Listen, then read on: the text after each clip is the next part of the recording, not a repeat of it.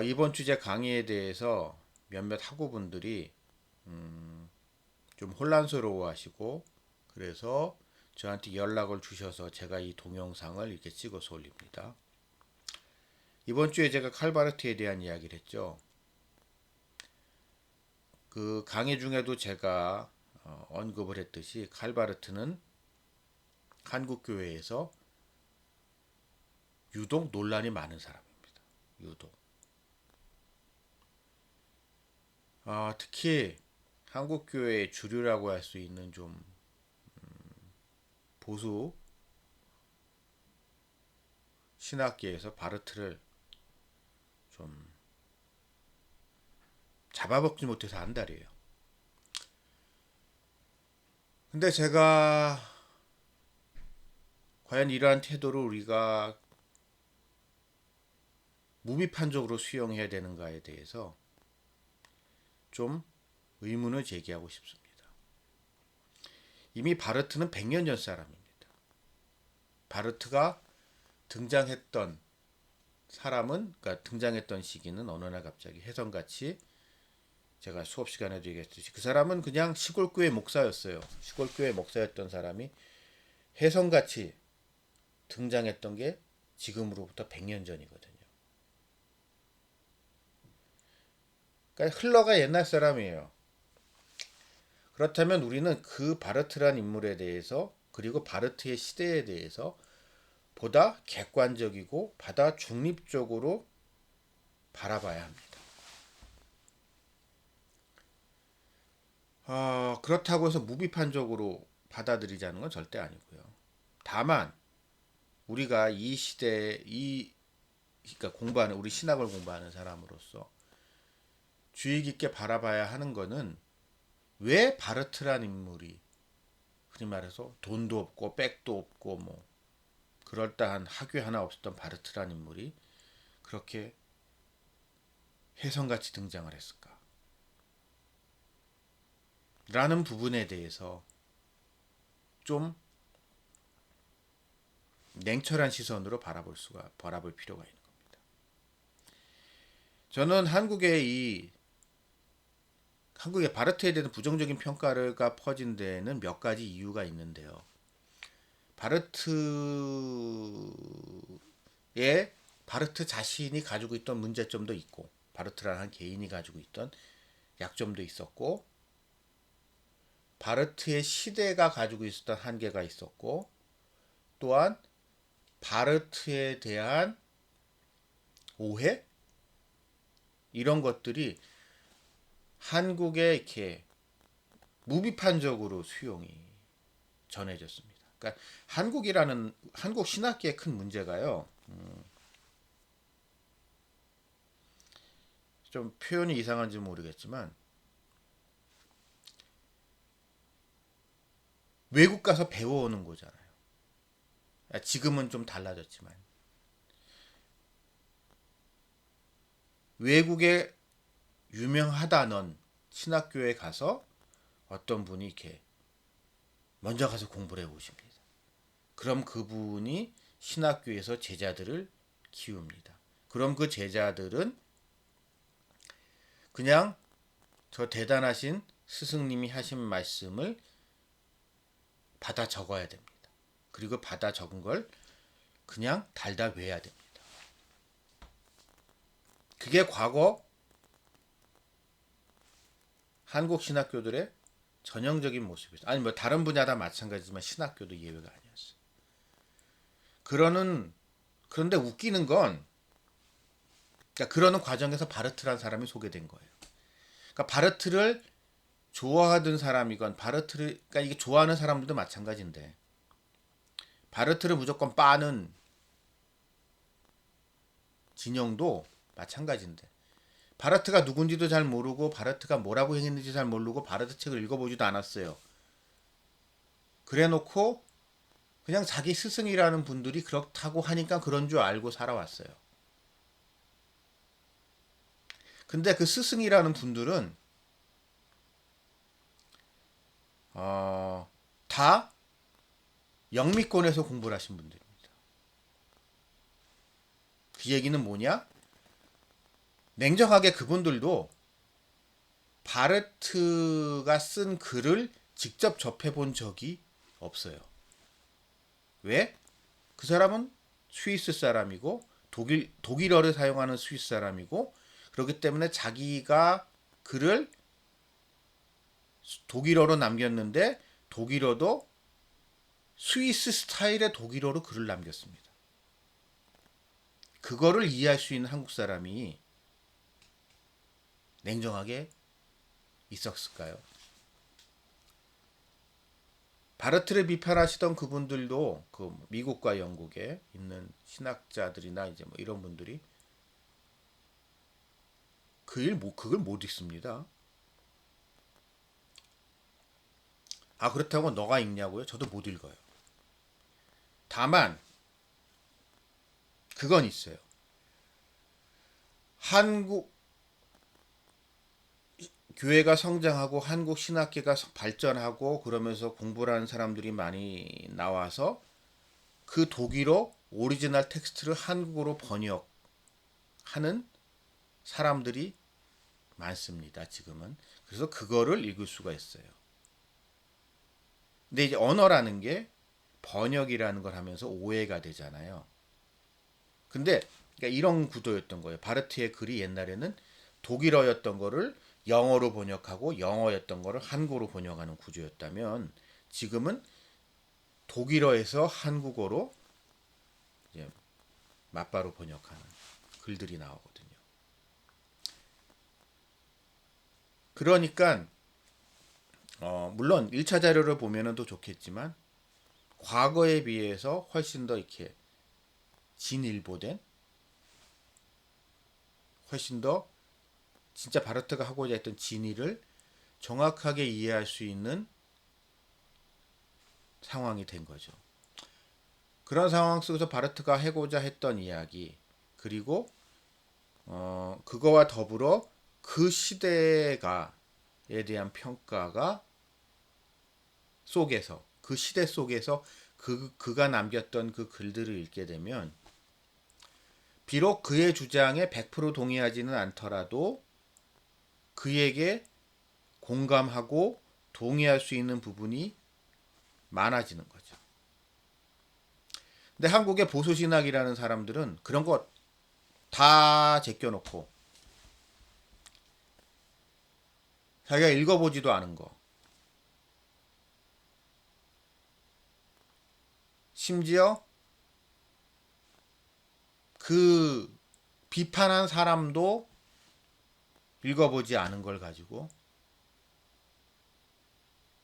그리고 그 전체 맥락, 전체 큰 그림 속에서 이해하는 게 아니라 그 부분의 아주 지엽적인 부분을 물고 늘어져서 존나 까댑니다. 전 이 행태가요, 제가 가장 혐오하는 조선시대 노론들이 했던 짓거리랑 똑같은 짓을 해온 겁니다. 조선이 왜 망했을까요? 우리가 왜 일본의 식민지가 됐고 왜 외놈들한테 종노릇을 했을까요? 그거는 조선 후기를 권력을 장악했었던 노론과 그들과 결탁한 세도 정치가들 때문입니다.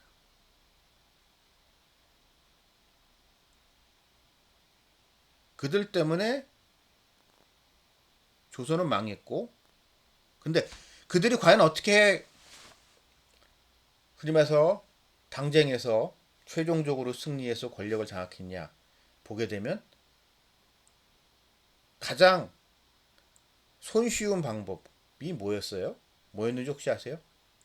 자기의 정치적인 라이벌을 사문난적이라고 몰아붙이는 겁니다.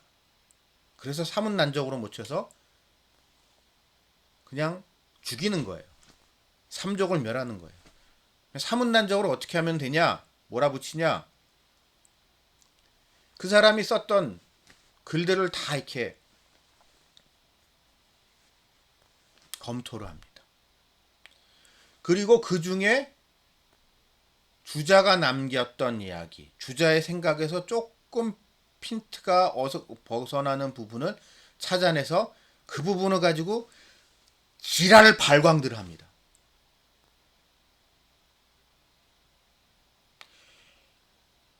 공자가 남긴, 맹자가 남긴 글들, 그러니까 성리학에서의 기본 텍스트죠. 교회로 말하면은 성경 같은 겁니다. 사서오경이죠. 사서오경에 대한 해석을, 그러니까 여러분 한학을 공부해 보시면은 저도 정확한 건 모르지만 한학을 공부하다 보면 사서오경도 여러 판본이 있습니다. 여러분, 그러니까 우리가 진시황제가 분서갱유를 했잖아요. 우리가 그냥 생각 분서갱유를 했단 말이에요. 그 얘기는 뭐예요? 그때 이미 한 번 주자가 남겼던 글, 공자와 맹자 같은 사람들이 남겼던 글들이, 유가에서 남겼던 글들이 한 번 다 없어졌다는 이야기고, 결국 우리가 알고 있는 사서오경은 그 이후에 복원된 거거든요. 그쵸? 근데 사서오경이 그래서 생각보다 여러 판본이 있다고 그러더라고요. 근데 그 중에 하나를 가지고 남성의 주인은 성리학을 만든 겁니다. 그러면서 논어와, 그러니까 사서오경에 대한 자기의 해석을 이렇게 가지고 이제 성리학이라고 만든 건데, 이 노론, 이 인간들이 한 짓은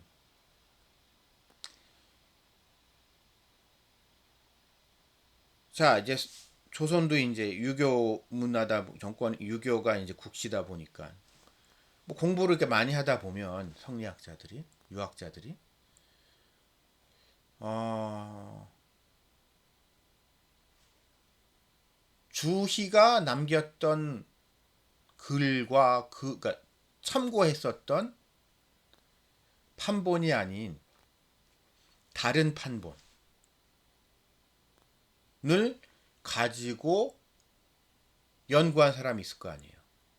그럼 그거를, 그러니까 중국에서 명나라 때, 명나라랑 청나라, 그러니까 명나라도 여러분 이게 그게 있잖아요. 명나라도 그 앞에 원나라의 지배를 받았고, 그 원나라가 시기에 어떻게 보면 그런 것들이 과거에 문화유산들이 많이 파괴됐었는데, 명나라가 들어서면서 이게 다시 복원하는 입장이었단 말이에요. 그 과정에서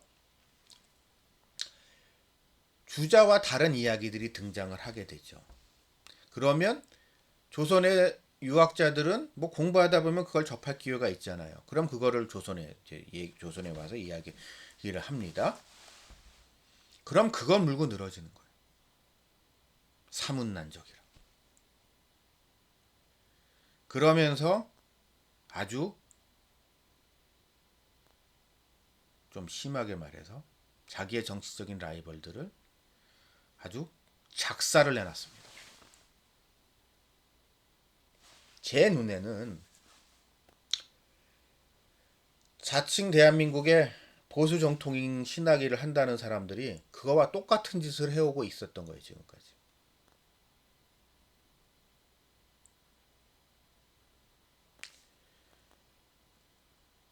그 사람들은요, 말로는 성경의 권위를 내세웁니다. 하지만 성경에 대한 해석권을 본인들이 독점하려고 합니다. 이 짓은요, 종교개혁 당시에 로마 카톨릭이 종교 카톨릭이 이단 심판까지 했던 것과 똑같은 짓입니다.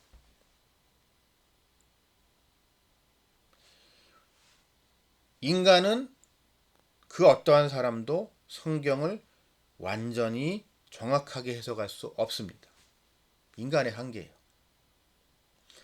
비록 우리가 성령 하나님의 내주하심에 의하여 성경을 통해서 성경을 깨달아가고 진리를 알아갈 수 있지만 진리를 다 알 수는 없습니다. 우리는 성경 앞에서 겸손해져야 됩니다. 그리고 또한 성경 말씀을 가지고 우리가 살아가고 있는 이 시대를 가지고 바라봐야 되고, 지금 우리가 직면하고 있는 어려움과 과제에 대해서 고민하면서 기도하며 살아가야 됩니다.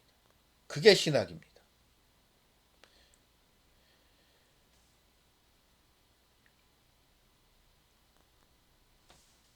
물론 이러는 중에 우리가 양보할 수 없고 끝까지 고수해야 될 것들이 있죠. 그건 분명히 있습니다. 그러나 그렇다고 해서 과거의 것을 무조건 반복하는 그런 바보 같은 짓을 해서는 안 됩니다. 여러분들은 이제 학부생이고 아마 신학을 처음 공부하시는 분들일 거예요.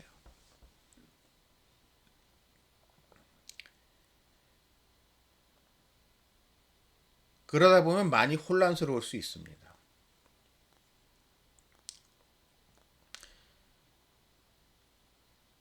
그러다 보면 그래서 솔직히 한국의 많은 목회자들은 미안하지만 공부들을 안 해왔습니다. 여러분들 아마 교회 가시게 되면 그런 목사님들 많아요. 야, 그 공부 신학교에서는 그냥 공부하는 거 열심히 하지 말고 사역 열심히 하라. 학교에서 배운 거 가지고 목회하는 거 아니라고.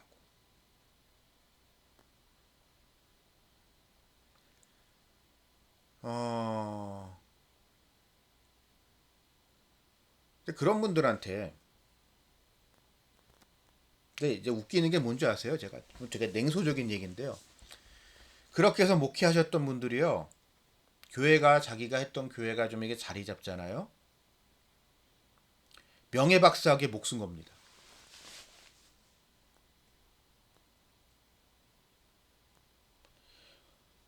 그래서 자기 이력서에 하여튼 웃기는 짓들을 해대요.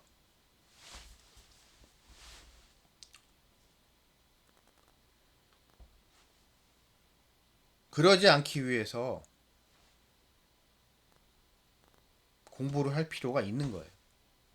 그리고 지금 이 시점에 여러분들한테 중요한 거는 공부도 중요하지만 공부를 어떤 자세로 할 것인가, 어떻게 할 것인가라는 방법론적인 틀을 명확하게 지금 하셔야 됩니다.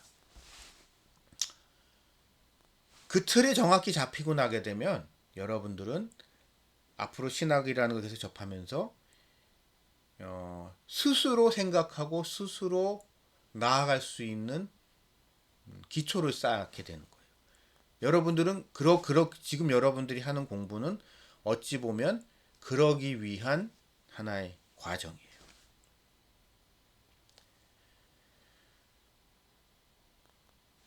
제가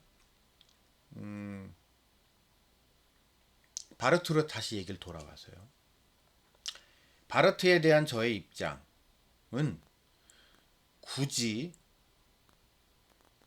대한민국의 정통 보수 신학을 하신다는 분한테 변명을 한다면 바르트에 대한 저의 입장은 아마 영국의 복음주의 신학자라고 하는 알레스터 맥그라스의 이야기와 기본적으로 같은 입장입니다. 제가 좀 개인적인 얘기 좀 할게요. 그러니까 저는 대학교를 졸업하고 그냥 열심히 돈 벌던 사람입니다. 열심히 일해서 돈 벌던 사람이고, 교회는 그 열심히 안 다녔어요. 그냥 교회 주일날 딱히 할 일 없으면 갔고, 할 일이 있으면 안 갔습니다. 그랬던 사람인데 그렇게 사회생활 한 10년 하다가 이런저런 일을 겪으면서 좀 사람이 이렇게 좀 변했어요. 그러다 이제 신학이라는 걸 좀 해야겠다는 생각을 좀 하게 됐고, 그럼 신학이라는 거 어떻게 공부하지라는 걸 가지고, 그러니까 물론 학교에서 교회에서 이제 뭐 성경 공부하는 것도 있지만 좀 그거보단 조금 업그레이드 된 걸 하고 싶어서 신학 공부라는 걸 하고 싶었는데,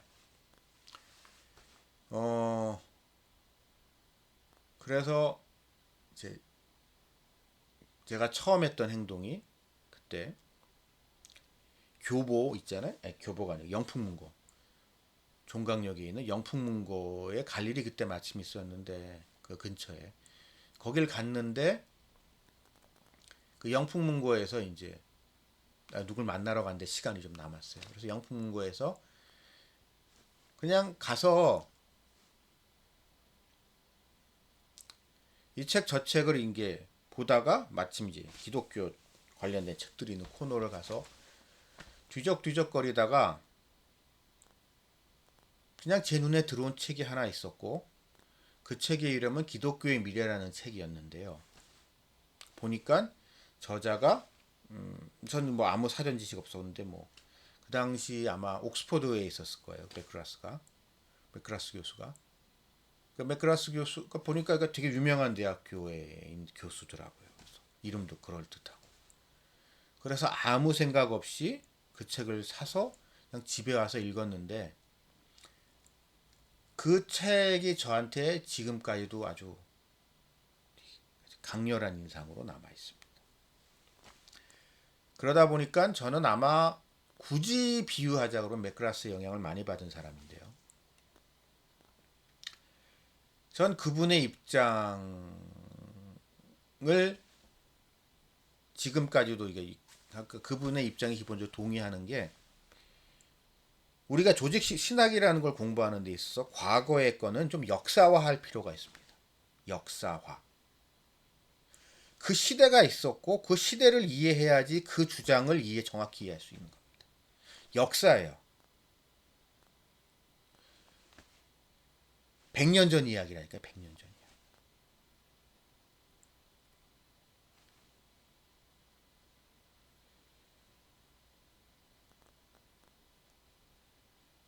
아마 그러기 때문에 그 시대적 상황 속에서 바르트를 이해하고 바르트가로 말미암아 그 이전 세대를 지배했었던 자유주의 신학 그 중에서도 문화 개신교주의가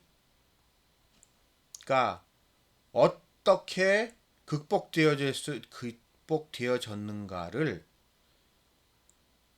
역사적 관점에서 바라봐야 하고 우리는 그때 그 역사적 사건의 교훈을 가지고 이 시대에 우리가 처해져 있는 문제를 어떻게 극복할 것인가, 어떻게 이 시대에 고민을 하고 있는 많은 사람들에게 활로를 찾게 할 것인가를 가지고 고민하는 게 신학입니다.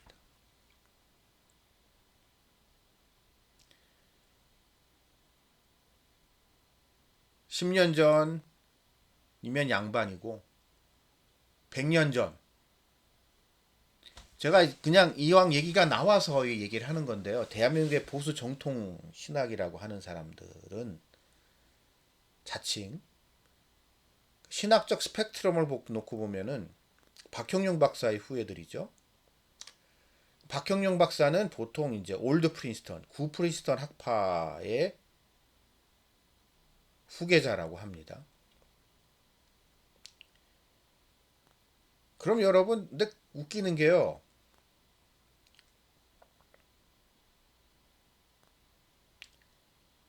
그럼 기회가 되면 구 프린스턴 학파의 대가들이었던 찰스 하츠와 벤자민 워필드의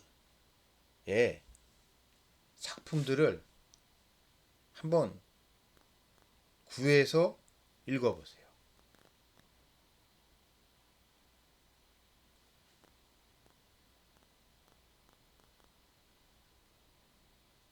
좀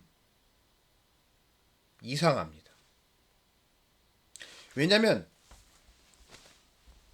여러분, 구 프린스턴 학파가 왜 만들어졌는가? 또한 우리는 역사적인 관점으로 바라볼 필요가 있거든요.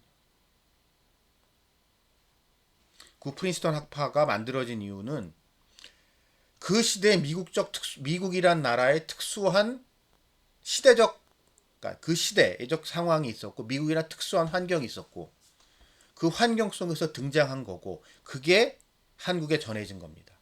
물론 구한 말에, 그러니까 한국에 개신교가 처음 전해졌을 때요.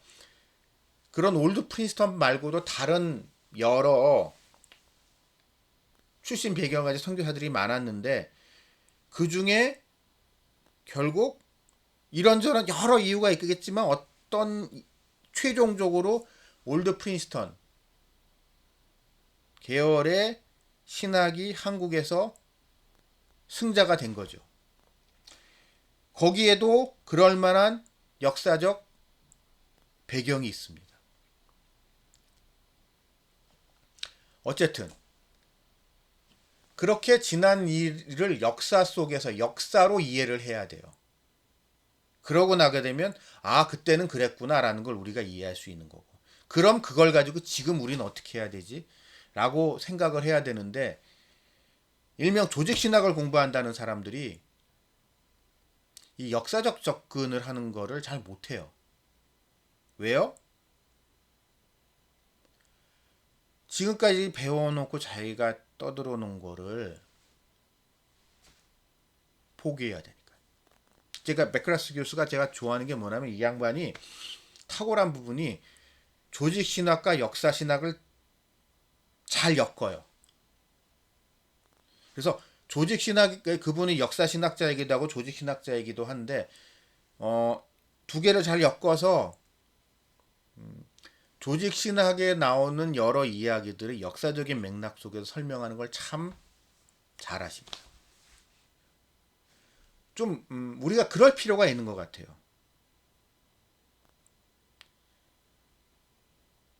옛날에 내가 배웠던 거잖아요. 그게 성경 말씀이에요? 아니잖아요.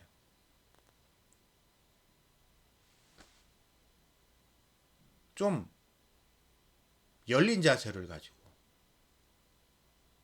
바라볼 필요가 있지 않나 생각을 합니다. 더군다나 여러분과 같이 신학을 공부하는 학부생들의 경우, 이제 강의를, 이제 대면 강의를 하면은 좀 이렇게 얘기하기가 쉬울 텐데, 특히 바르트에 대해서 한국의 오해를 쌓게 하는 또 한 명의 중요한 인물이 로이 존스 목사님인데, 로이 존스 목사님의 책을 읽다 보게 되면 바르트를 무지막지하게 까거든요. 바르티안들을 무지하게 까는데 한편으로 이해가 됩니다. 그러니까 로이 존스 목사님이 공격하는 건 이해가 돼요. 그 맥락 속에서. 그러니까 충분히 이해가 되고 타당한 비판입니다. 그러나 그렇다고 해서 우리가 로이 존스 목사님의 바르트와 바르트의 추종자, 바르티안들에 대한 공격을 맹목적으로 추정해서는 안 됩니다. 로이 존스 목사님이 하나님은 아니잖아요. 로이 존스 목사님이 한 분의 뛰어난 목사님의 주장이잖아요. 그것도 우리는 겸허하게 받아들여야 되지만 거기서 더 나가야 합니다. 거기서 더 나가지 않을 거면 공부 못 할아요.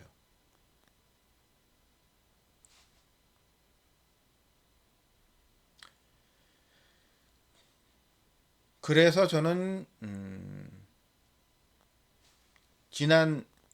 그러니까 이번 주에 오늘 두 편의 강의에서 제가 여러분들과 나누고자 했던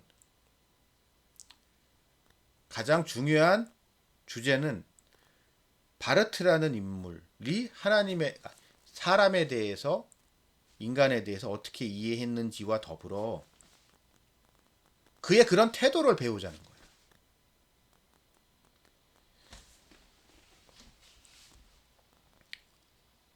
전적, 그러니까 인간은, 그러니까 초기 바르티의 주장은 한마디로 인간은 아무런 가능성이 없어. 아무런 희망도 없어. 인간은 쓰레기야. 그런 인간이 감히 하나님과 맞먹으려고 들어. 하면서 자기가 배웠던 거, 자기가 그 시대까지 사람들한테 자리 잡고 있었던 것 갖다가 신랄하게 비판합니다. 무지막지하게 까대요. 아무것도 없는 시골교회 목사 주제에. 그래서 어쩌다가 이제 대스타가 됩니다. 신학계. 그래서 대가의 반열에 올라섰는데, 그러고 한 40년, 50년 세월이 지난 다음에 자기가 이야기했던 걸 스스로 공격, 포기, 수정을 해 나갑니다. 여러분, 이거는요, 대단한 용기가 필요한 태도입니다. 대부분의 학자들은 못 그래요. 전 바르트를 100% 지지하거나 동의하거나 하진 않는데요. 우리가 이런 바르트의 자세를 배울 필요가 있어요.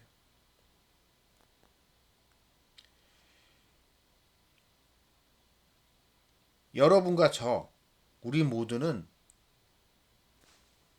이 시대 속에서, 이 상황 속에서 살아가고 있는 존재고, 그렇기 때문에 우리가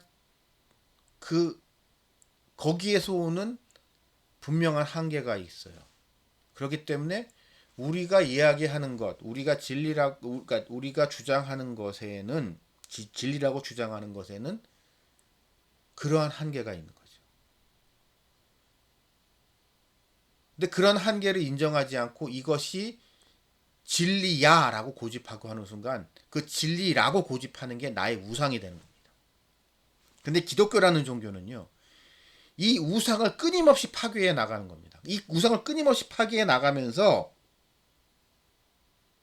진리, 참 진리이신 삼위일체 하나님을 향해 나아가는 게 기독교라는 종교예요. 만약에 이거를 갖다가 이게 딱 더 나아가는 걸 거부하고 딱 여기까지야라고 한다면 알카에다랑 뭐가 다릅니까? 이슬람 근본주의자들과 똑같은 태도거든.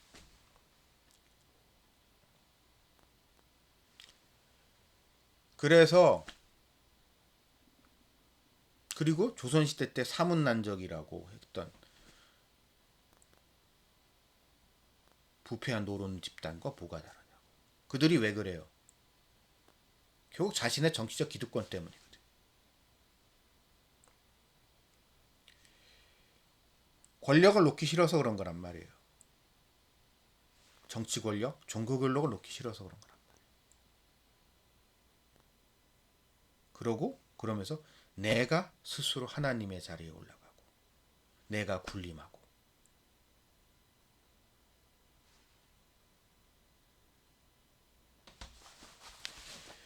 그러지 않기 위해서 우리는 끊임없이 낮아지고 내 자신과에 대해서 의심하고,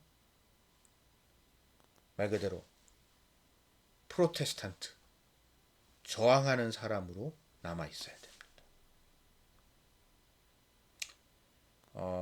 직접 만나서 이야기를 나눌 수 있으면 더 좋겠는데요. 일단 빨리 코로나가 끝나서 여러분들 만나서 이런 이야기를 나눌 수 있었으면 좋겠습니다. 얘기가 너무 길어진 것 같은데요. 다음 주에 뵙겠습니다.